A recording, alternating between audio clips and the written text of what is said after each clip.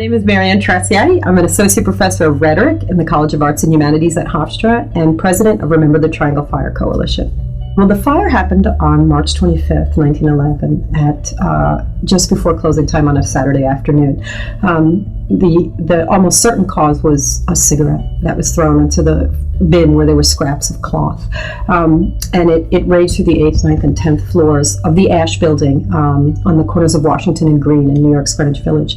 And the factory was one of the most successful manufacturers of shirtwaist, which are blouses, and 146 mostly young immigrant girls and women, Italian and Jewish, died that day.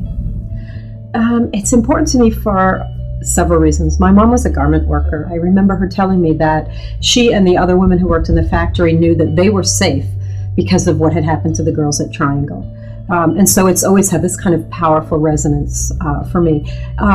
It's important to me also because it is part of my history as an Italian American, as a woman, as a New Yorker, and so it has resonances at many different levels. So Remember the Triangle Fire Coalition was actually founded out of a participatory public art project that was the brainchild of Ruth Sergel, who is a filmmaker and artist. On March 25th every year, people get the names and addresses of one or more of the 146 people who died in the fire, and they go out into the streets and they go to the neighborhoods where these people lived, and in front of the buildings where they lived, they chalk their names, ages, and that they died in the Triangle Shirtwaist Factory fire.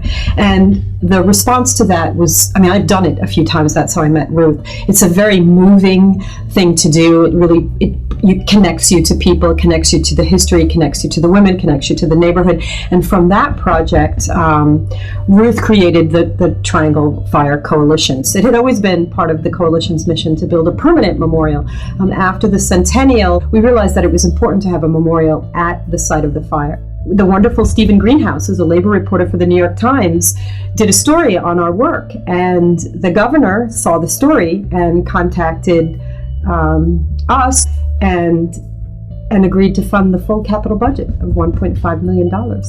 I was so happy I jumped for joy. That's not a metaphor. I literally jumped for joy and laughed and cried and was speechless, which is a rare thing for me. But I really found myself without words for a few moments. Creating a memorial that names women who worked hard and who struggled and whose lives were lost in this fire in a city where there's so few memorials to women, and especially immigrant women. It's a really big deal.